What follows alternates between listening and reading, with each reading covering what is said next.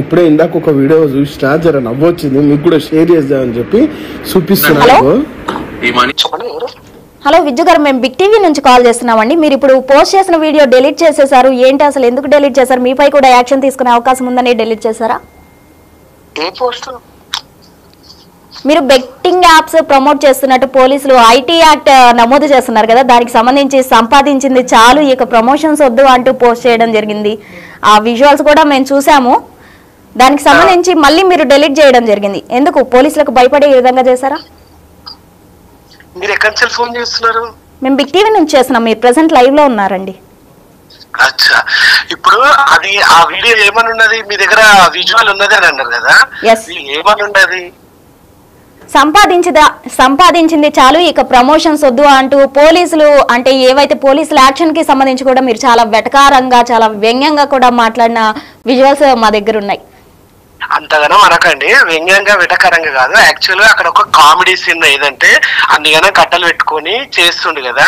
So bro ఇంకా ఎన్ని రోజులు చేస్తారు?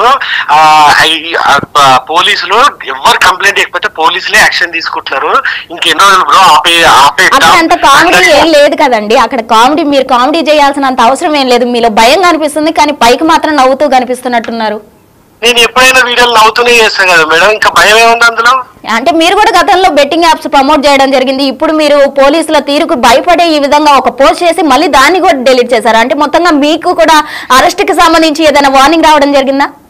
అట్లా కాదండి, ఇప్పుడు నేను ఎవరిదైతే వీడియో చూపించినో ఇప్పుడు ఆయన కూడా అబ్జెక్షన్ చేయొచ్చు కదా, బ్రో నన్ను ఎందుకు ట్రోల్ చేసినావు బ్రో అని చెప్పి మీరు ఆ టైప్ లో కూడా ఆలోచించవచ్చు కదా, ఎందుకులే అన్నట్టు కూడా అనుకోవచ్చు కదా. అంతేగాని అవును, ఆబ్వియస్లీ చట్టానికి న్యాయానికి ఎవరైనా భయపడతారు, ఎవరైనా దాన్ని వెనకకి తీసుకోవాలని అనుకుంటారు. అంతేగాని దాంట్లో భయపడ్డారా మీరు పోలీసుల కంటే పోలీసులకు భయపడారా? విజ్జు గారు, ఈ బెట్టింగ్ యాప్స్ ద్వారా చాలా మంది అమాయకులు కూడా తమ ప్రాణాలు కోల్పోతూ ఉన్న పరిస్థితి అయితే ఏర్పడింది. ఈ విధంగా ఒక్కటే సూటిగా క్వశ్చన్ మిమ్మల్ని అడుగుతున్నా, బెట్టింగ్ యాప్స్ ప్రమోట్ చేయడం కరెక్ట్ అంటారా కదా? బెట్టింగ్ యాప్స్ అంటే మేడం ఇప్పుడు మనం ఎట్లా కన్సిడర్ చేస్తామంటే మీరు అన్న ప్రకారం అయితే ఇప్పుడు మనకన్నా పెద్దోళ్ళు ఎవరైనా చేస్తున్నారా లేదా అనేది చూస్తాం కదా. సో అది కరెక్టేనేమో అని చెప్పి అనుకొని చేస్తారు. ఇప్పుడు ఎవరైనా సోషల్ మీడియాలో ఎవరైనా సరే ఒక వ్యక్తి అకౌంట్ క్రియేట్ చేసుకొని ఆ వ్యక్తి ప్రమోట్ చేస్తుండు అనేసి అంటే అంతకన్నా మీదోళ్ళు, అంతకన్నా చదువుకున్న వాళ్ళు, అంతకన్నా పెద్ద సంపాదన ఉన్నోళ్ళు కూడా చేస్తున్నారు.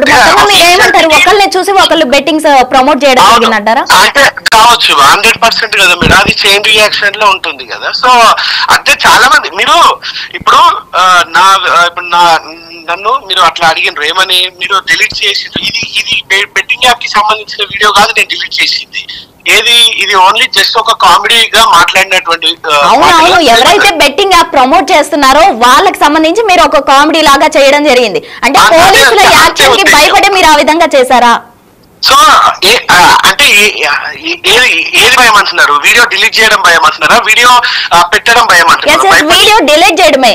అంటే ఏదైతే అమాయకుల్ని ఇన్ఫ్లుయెన్స్ చేస్తుందో అలాంటి వీడియోస్ డిలీట్ చేయాలంటూ కూడా పోలీసులు వార్నింగ్ ఇవ్వడం జరిగింది. లేని పక్షంలో వాళ్ళపై ఐటీ యాక్ట్ కింద కేసులు నమోదు చేస్తున్నారు కదా. అదే మేడం, నేను ఆ వీడియోలో అదే చెప్పినా కదా మేడం, అది 100% చెప్తున్నారు. బట్ మీరు పోలీసులకు సంబంధించిన యాక్షన్ తీరుకు సంబంధించి మీరు చాలా వెటకారంగా మాట్లాడారు. డంచిక్ అని చాలా వెటకారంగా వ్యంగ్యంగా మీరు మాట్లాడారు కదా. అమ్మా మేడం, ఇప్పుడు నన్ను ఇరికియాలంటే ఎట్లా ఇరికివచ్చు? ఎందుకు నవ్వినా అని కూడా ఇరికియచ్చు.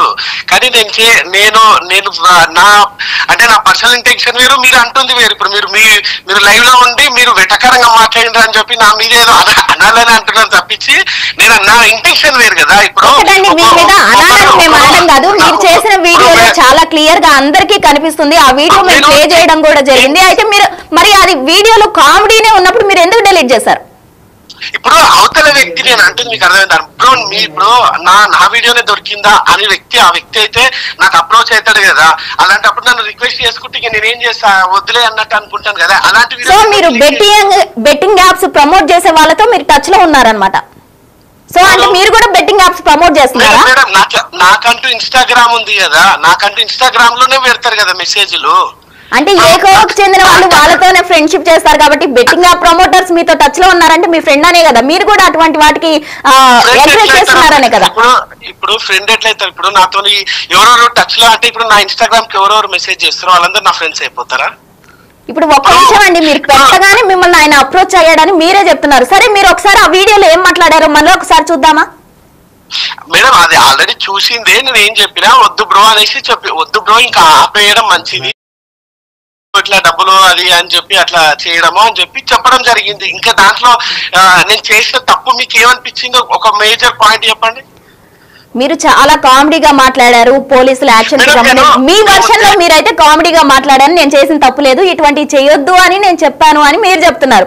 కానీ అక్కడ మీరు ఏదైతే వీడియో పోస్ట్ చేశారో ఆ వీడియోలో చాలా క్లియర్ గా ఏం కనిపిస్తుంది అంటే మీరు పోలీసుల యాక్షన్ కి సంబంధించి చాలా సర్కాస్టిక్ గా మాట్లాడిన విషయం అక్కడ మనకి ఎక్కువగా ఫోకస్ అవుతుంది.